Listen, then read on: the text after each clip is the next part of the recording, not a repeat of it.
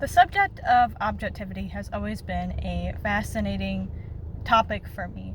Whenever I was in college at the University of Missouri, I had a professor that taught about objectivity. And I always found it hypocritical because he was very much biased in his own teachings. He taught that objectivity was a priority above all else, that remaining objective was essential to your success as a journalist. Yet, many of the students that ended up graduating from the University of Missouri's journalism school would go on to work for networks that cannot say they are objective. Of course, this isn't the fault of the students, this is the fault of the networks. Many of these networks praise and even support the idea of objectivity, but do not practice what they preach. And it certainly isn't impossible to find a credible source, an objective source in today's day and age, but it also is harder and you have to do more digging in order to find such a source. The reason that many networks aren't objective right now is because the media influences a lot of what people know, and they can use information to create an agenda for their opinion. Neil Postman said on PBS in the mid-1980s that people can presume their religion, their politics, their education, and the public information from television, and that has quickly become something that now people can base off of the internet and social media as well. The reason why this is so concerning is because this new development of new media has information moving too fast sometimes. A lot of the time, people only get a small portion of the story because the events are still transpiring. They have not yet been completed.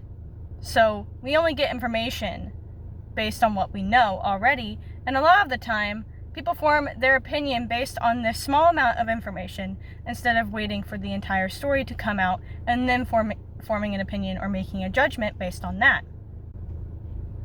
And this may or may not be intentional on the end of the networks.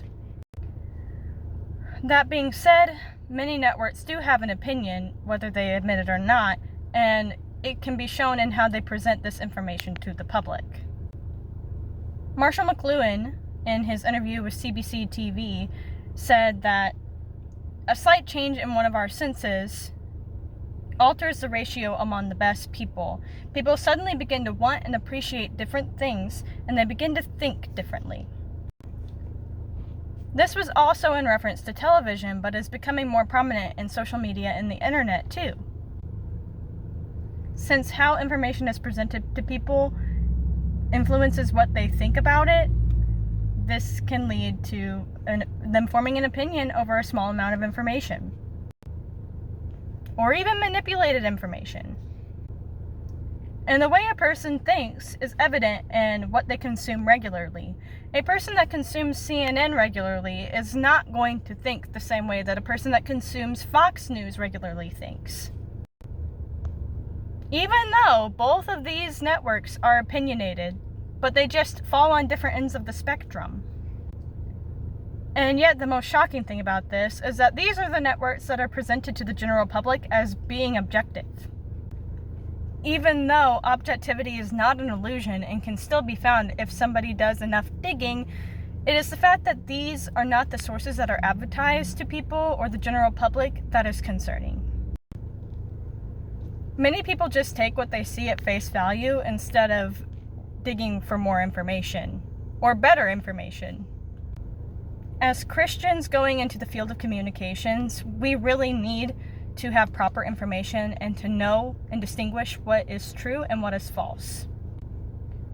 In our textbook Popcultured, it says we should stick with the truths that are relevant to the issue under discussion and try not to pull in large, overarching truths that have no immediate bearing. But at the same time, we shouldn't skimp on the truth we know for fear of being unpopular. And that is from Turner, 2013, page 46.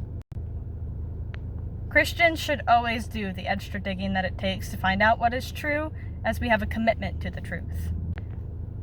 It will only be through our dedication to the truth that objectivity can become a reality instead of seeming so much like an illusion.